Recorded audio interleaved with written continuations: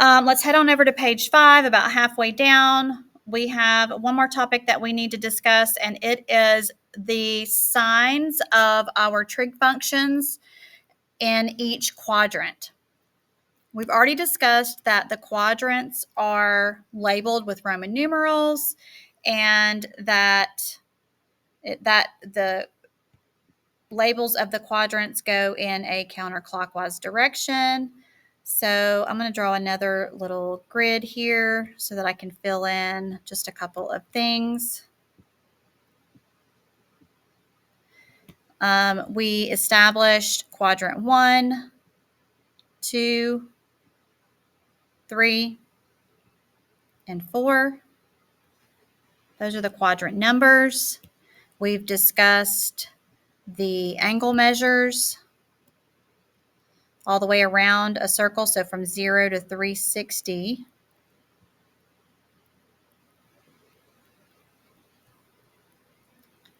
And then we've discussed the measures of the angles in radians.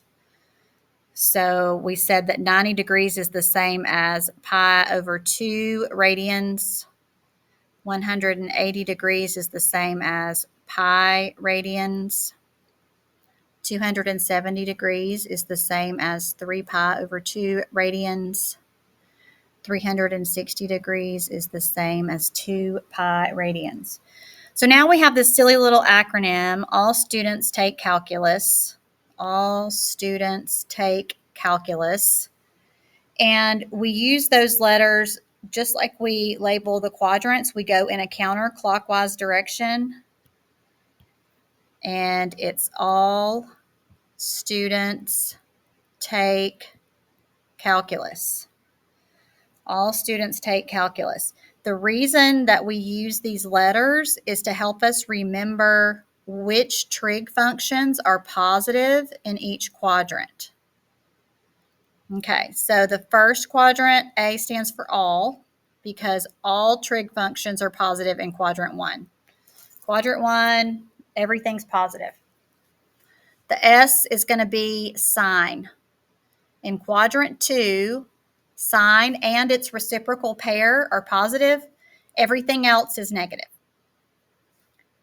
Down here in quadrant 3, T is going to stand for tangent, because tangent and its reciprocal pair are positive there, and everything else is negative. And then the last one is cosine. Everything in quadrant 4, cosine and its pair are positive in quadrant 4, and everything else is negative. So let's remember what the reciprocal pairs are, because there's a good chance we may have forgotten them. The pairs, it's important to remember, they always have the same sign, like SIGN sign, as opposed to SINE, the function sign. So the function sign is paired with cosecant. Sine and cosecant, remember, they are reciprocal pairs. They are married. They go together. So wherever sine is positive, cosecant is also positive. Cosine is paired with secant. So if cosine is positive, like it is here in quadrant 4, then that means secant is also positive there. But everything else is going to be negative if it lands in quadrant 4. And then lastly, we've got tangent. Tangent's pair is cotangent. So tangent is positive here in quadrant 3. That means cotangent is also positive there. But all of the other trig functions are going to be negative in quadrant 3. So that's going to be useful in order to figure out what trig functions are positive and negative. Here's our first example. I've got 5 pi over 4 is my angle measure. 5 pi over 4 radians is the angle measure I need to draw. I need to know, in what quadrant does the terminal side of this angle land? Well, I'm not very familiar with radians right now, so the only way that I'm going to be able to take this angle measure and know where it is I'm going to have to convert this. I'm going to have to convert 5 pi over 4 into radians.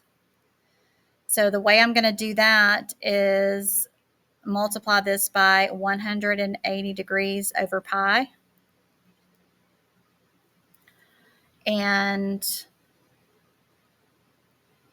let's go ahead, cancel these out. So 5 times 180 divided by 4.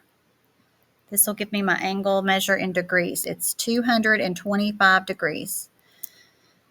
All right, so where is 225 degrees?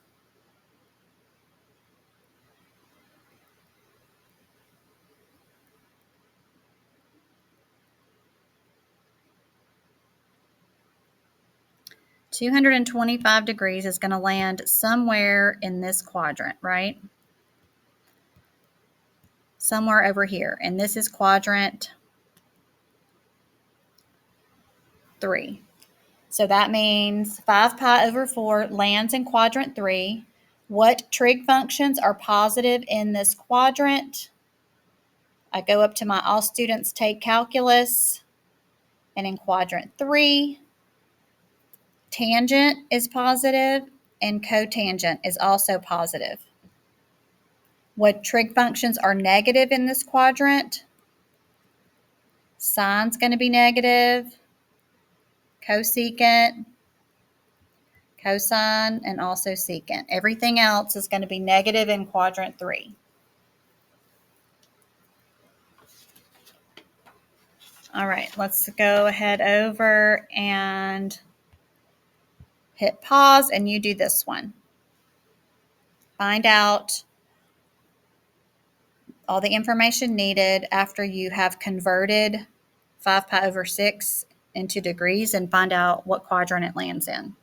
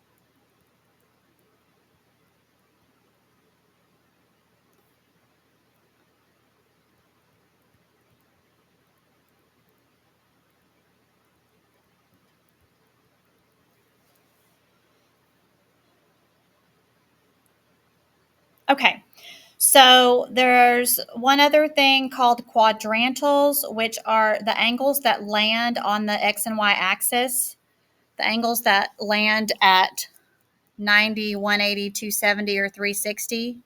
And these are their radian measures. The angles that land there are 90-degree angles, and therefore they don't fall into any quadrant, okay? So if we're asked what quadrant they're in, we say none. They're not in any quadrant. They're what we call quadrantals. So here's an example of one like that. 3 pi over 2. 3 pi over 2 is the same as 270 degrees. And so it lands down here right on the y-axis, okay? Because in order to get to 3 pi over 2 or 270 degrees, I've traveled like this, and I'm landing right there on the axis. I am not in a quadrant.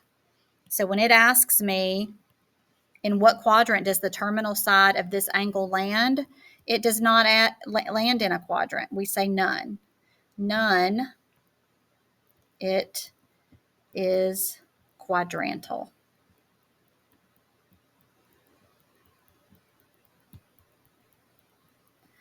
Quadrantal. What trig functions are positive in this quadrant? Well, nothing, because it's not in a quadrant. So we can write NA or none, because that does not exist for this particular angle.